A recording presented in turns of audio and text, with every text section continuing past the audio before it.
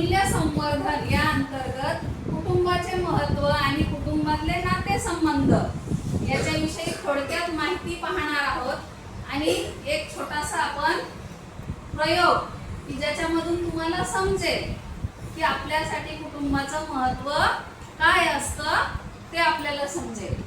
तर कुटुंबाचे दोन समजा प्रकार आहेत समाजामध्ये, एकत्र कुटुंब पद्धती आणि विभक्त कुटुंब पद्धती. एकत्र कुटुंब पद्धतीमध्ये आजी, आजोबा, आई, बाबा, ताई, दादा, काका, काकू, वहिनी आणि आत्या असे सगळेजण एकत्र त्या कुटुंबात राहत असतात.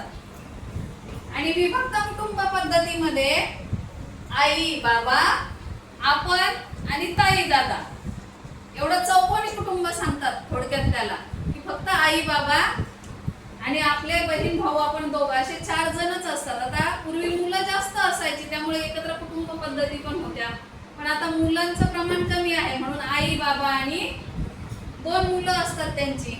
सर्व्हिस निमित्तानं किंवा काही कारणास्तव त्यांना विभक्त कुटुंब पद्धती स्वीकारावी लागते, त्याच्यामुळे ते असे 4 जणांचं कुटुंब असतं. परंतु आतापर्यंत आपल्या ग्रामीण भागामध्ये जास्तीत जास्त एकत्र कुटुंब पद्धती आहे की नाही, बरोबर ना? आपल्या कुटुंबामध्ये आजी, आजोबा, काका, काकू, आत्या हे सगळे जण असतात, दादा, वहिनी हे सगळे असतात की नाही.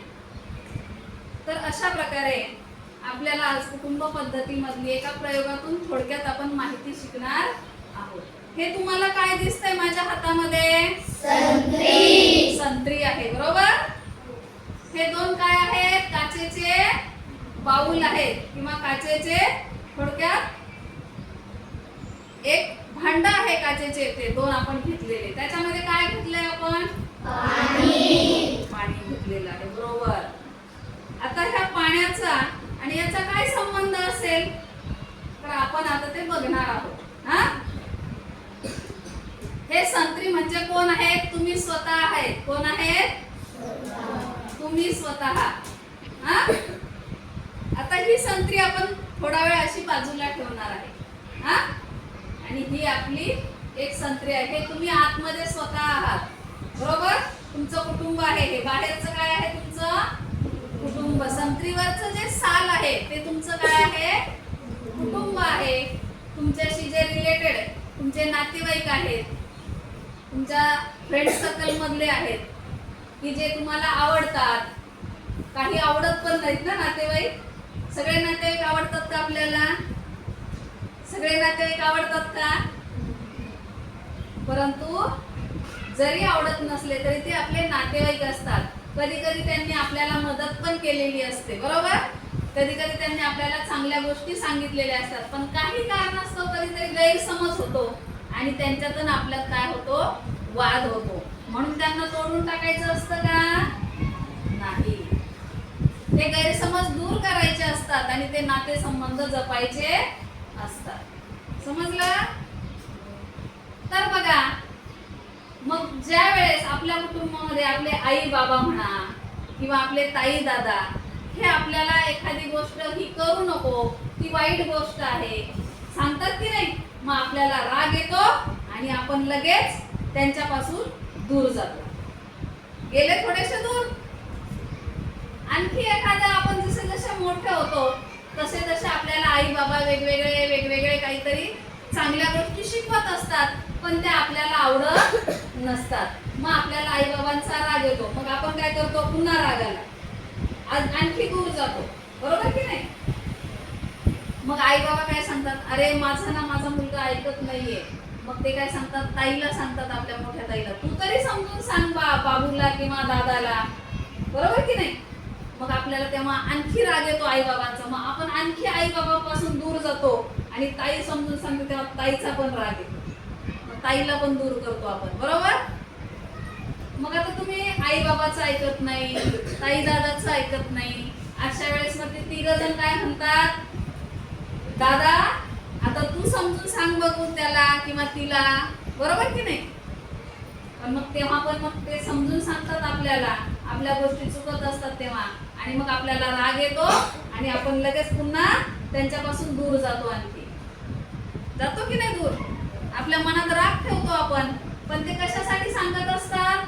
तर आपल्यामध्ये सुधारणा व्हावी, आपल्या ज्या चुका आहेत त्या दुरुस्त व्हाव्यात. भविष्यात पुढे आपण जेव्हा मोठे होऊ तेव्हा आपण सशक्त नागरिक बनण्यासाठी ते आपल्याला मदत करत असतात. कुटुंबातून आपल्याला शिक्षण देत असतात, परंतु आपण त्यांचं ऐकत नाही आणि मग आणखी दूर जातो त्यांच्यापासून. बरोबर की नाही? मग कधी कधी सगळे सांगून थकतात. अशा वेळेस मग आजी आजोबा अनुभवी माणसं असतात ना, मग ते पण सांगायचा प्रयत्न करतात. मग तेव्हा तर फारच वाईट वाटतं. आजी आजोबांना काय समजतं का? आई बाबांना काय समजतं का? मी आता मोठा झालो, मी आता मोठी झाले, मलाच सगळं समजतंय, मी आता एवढं सगळं मित्रमैत्रिणींबरोबर फिरतो, मग ते पण खूप चांगले आहेत माझे मित्रमैत्रिणी, मग मला कशाला सगळेजण समजून सांगतात. मग आपल्याला राग येतो सगळ्या कुटुंबाचा आणि आपण आपल्या कुटुंबापासून दूर दूर जायला लागतो. आपण मोठे होतो, स्वतंत्र होतो, परंतु आपल्याला खूप साऱ्या अडचणी येत असतात की नाही जीवनामध्ये? तुम्ही जेव्हा मोठे होताल तेव्हा तुम्हाला समजेल. पण आता एक समजून घ्यायचं, फक्त काय समजून घ्यायचं? तर आपले आई बाबा, ताई दादा, आजी आजोबा, काका काकू, आत्या मावशी जे आपल्याला चांगल्या गोष्टी समजून सांगतात त्या आपण ऐकल्या पाहिजे. मग आपण त्यांना असं हळू हळू आपल्यापासून असं दूर करतो. जसं हे साल म्हणजे काय आहे? हे आपलं सगळं कुटुंब आहे. साल म्हणजे काय आहे? आपलं सगळं कुटुंब आहे. आणि बघा तुम्ही असं दूर करता, मग त्यांना दूर केल्यानंतर तुमच्या आजूबाजूला काही आवरण राहिलं का रे? राहिलं का? संरक्षण काही दिसतंय का? आता ही संत्री सोललेली आहे बघा, आणि ही सोललेली नाही आहे. तर बघा हिचे दोन भाग करू शकतो का आपण? किती दाबून पण करू शकतो? वेगळं करू शकतो आतमधले पार्ट्स? नाही ना. पण आता बघा तुम्ही सगळं आवरण काढलं, तुमचं संरक्षक कवच काढून फेकलंय तुम्ही, आणि तुम्हाला पटकन सहज कुणीही त्रास देऊन तुमचं नुकसान करू शकतं. बरोबर? बघा झालं होता ना. तर अशा प्रकारे तर आता बघा आपण तर आपल्याला संरक्षण कवच गेल्यानंतर पटकन आपण आपल्या पाकळ्या बाजूला पडू शकतात संत्रीच्या. तसंच आता आणखी एक गोष्ट बघायची आहे. आता ही संत्री कुठे जाते बघायचंय हा,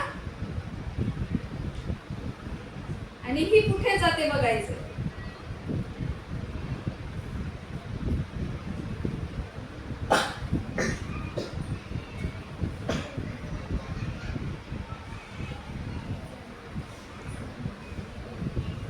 बघा हळूहळू काय होत आहे? ही संत्री कुठे चालली आहे? कुठे चालली आहे? उडते आहे ना. आणि ही संत्री कुठे आहे? आहे ना. ही संत्रीला संरक्षक कवच आहे म्हणून ही तरंगली आहे. बरोबर?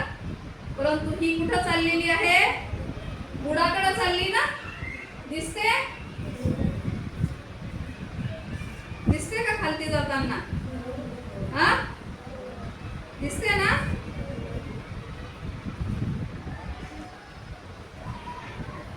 मग ही खाली का गेली? तर हिचं संरक्षक कवच आपण काय केलेलं आहे? काढून बाहेर फेकलेलं आहे. आपले आई बाबा, आपले जे कुटुंब आहे, आई दादा, नातेवाईक आहेत, त्यांना सगळ्यांना आपण बाजूला केल्यामुळे आपण काय होणार आहे आयुष्यात? या संत्रीप्रमाणे आपलं नुकसान करून घेणार आहे. हा. आणि ही मात्र तरंगलेली आहे वरती, हिला संरक्षक कवच आहे, ही छान पैकी राहिलेली आहे ना वरती. बुडाली का ती? तिचं नुकसान झालंय का काही? नाही. तर ती तरंगलेली आहे वरती. म्हणून मग या संत्रीसारखं जगायचं की ह्या संत्रीसारखं जगायचं? सांगा बघू. कोणत्या? एक नंबरची ना. 2 नंबरची संत्री बुडाली ना. मग आपण 1 नंबरच्या संत्रीसारखं जगायचं? आवाज येत नाही. 2 नंबरच्या संत्रीसारखं जगायचं का? नाही. मग इथून पुढे आई बाबा, आपल्या कुटुंबात जेवढ्या व्यक्ती